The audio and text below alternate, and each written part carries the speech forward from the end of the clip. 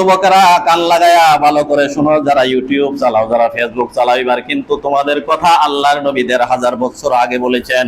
আল্লাহর নবী বলেন, ওই হাসরের ময়দানে যদি আরশের ছায়া পাইতে যাও, আরাজুলুন দাআতুহু ইমরাতুন, কোন মহিলা যদি আহ্বান করে, ভাই মেসেজ দিও, ভাই কল দিও রাত ১২টার পরে, যদি এটা বলে রাজুলুন দাআতুহু ইমরাতুন, কোন মহিলা যদি আহ্বান করে, জাতু মানসিবিন ওয়া জামালিন, রূপসী সুরসী যুবতী, এমন আকর্ষণীয় কোন মহিলা যদি আহ্বান করে, ইন্নী নাফসাহা, তোমার নফসটারে বিরত রাখো, এ কথা তারে শুনায়া দাও, ইন্নী আখাফুল্লাহ, আমি আল্লাহকে ভয় করি, অতএব তোমার সাথে সেটিংও করতে পারি না, মেসেজও করতে পারি না, মিস কলে কথাও বলতে পারি না।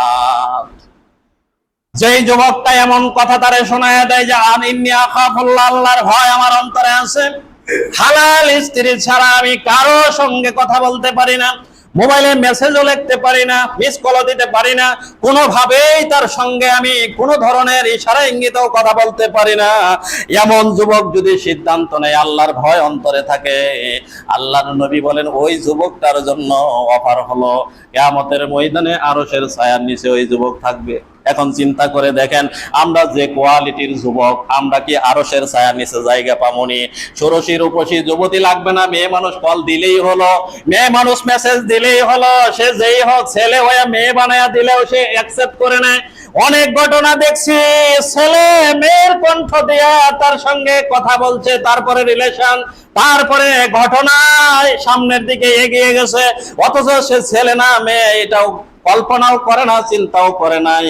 তাহলে একজন ছেলে হইয়া কল দিলেই যদি রিসিভ করে ফেলে, ছেলে হইয়া কল দিলেই যদি এটা বলে, তাহলে ওই যুবকের জন্য এই অফার নাই। যুবকেরা সাবধান, আল্লাহর নবী বলেন, তোমরা একবার স্মরণ করো ইউসুফ নবীর কথা।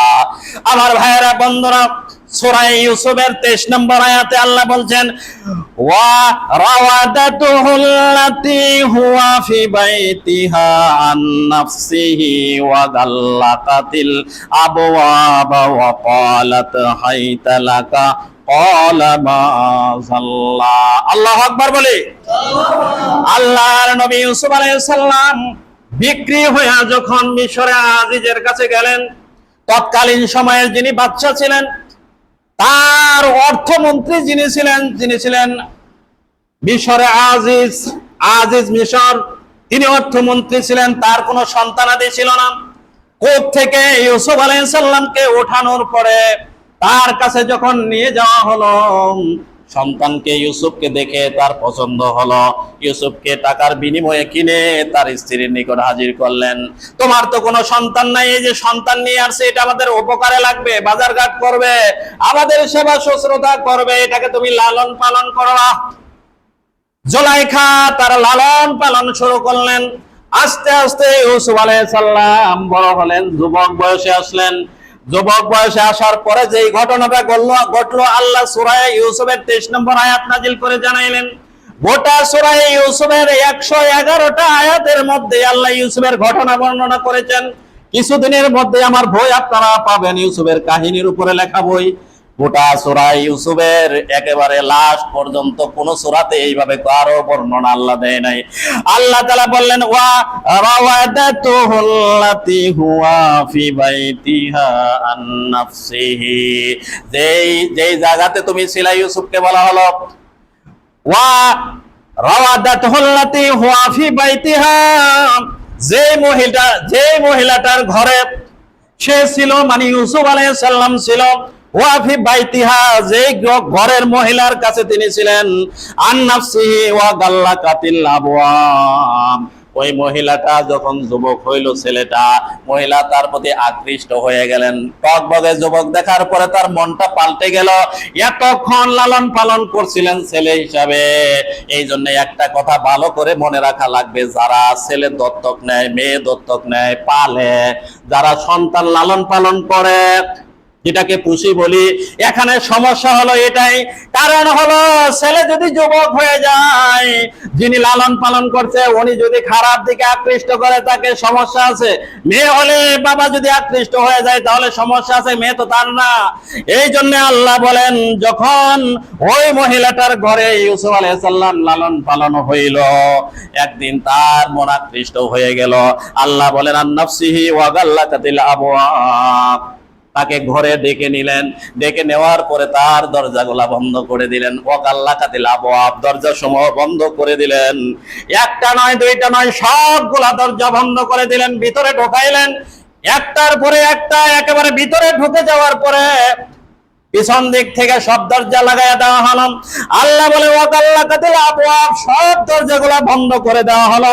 এবার মহিলা ডাক দিনে ওয়াকালাত হাইতা লাকা, যুবক তুমি আমার কাছে আসো, আমার দিকে আসো।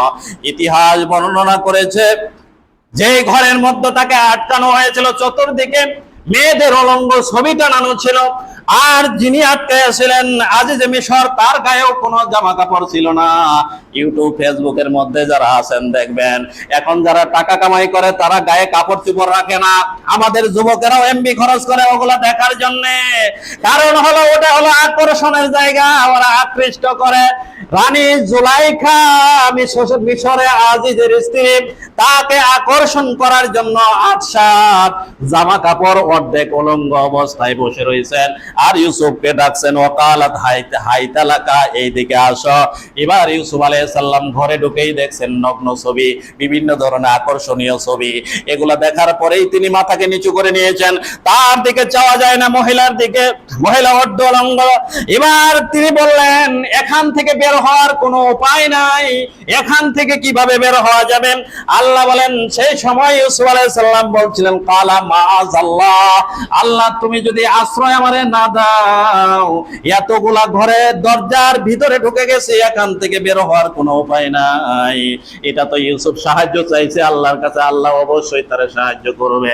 আর আপনি যেখানে ফেসবুকে ঢুকে গেছেন, ইউটিউবে ঢুকে গেছেন, আপনি তো আল্লাহর কাছে সাহায্য চান নাই, আল্লাহ কিন্তু আপনাকে বাঁচাবে না। সম্মানিত ভাইয়েরা, বন্ধুরা, যুবক ভাইয়েরা, তাহলে যেখানে আমরা ঢুকছি এখানে আমাদের ক্ষতি করবে, এটাই স্বাভাবিক। তবে যদি চালাইতে হয়, ক্ষতি থেকে বাঁচার জন্য বলতে হবে মাআযাল্লাহ, আল্লাহ তুমি আমারে হেফাজত করবা। আল্লাহ তাআলা সঙ্গে সঙ্গে ইউসুফ আলাইহিস সালামের মাথায় বুদ্ধি দিয়ে দিলেন, তুমি আমার কাছে সাহায্য চাইছো, দৌড় মারো, দৌড় মারলেই দেখবা আমার সাহায্য এসে যাবে। তিনি দৌড় দিলেন, দৌড় দিলে একটা একটা করে দরজা সব খুলে যায়। পিছন দিক থেকে দেখলেন জুলাইখা আমার শিকার হাতছাড়া হয়ে যায়। পিছন দিক থেকে তিনি দৌড়াইলেন, সামনে একেবারে বের হয়ে যাবেন, এমন সময় আজিজ সামনে, তার স্বামী সামনে দাঁড়িয়ে গেছেন। এবার বউ ভাবলেন আমার চরিত্রে কলঙ্ক লাগবে, তিনি জামাকে টেনে ধরলেন আর বললেন দেখো তোমার এই পালিত সন্তান আমার ঘরে ঢুকছিল আর তোমার দেখা পালাইয়া যাইতেছে, অথচ আল্লাহ তাআলা তারে নির্দোষ প্রমাণ করেছেন আরো মামলা মোকদ্দমার পরে।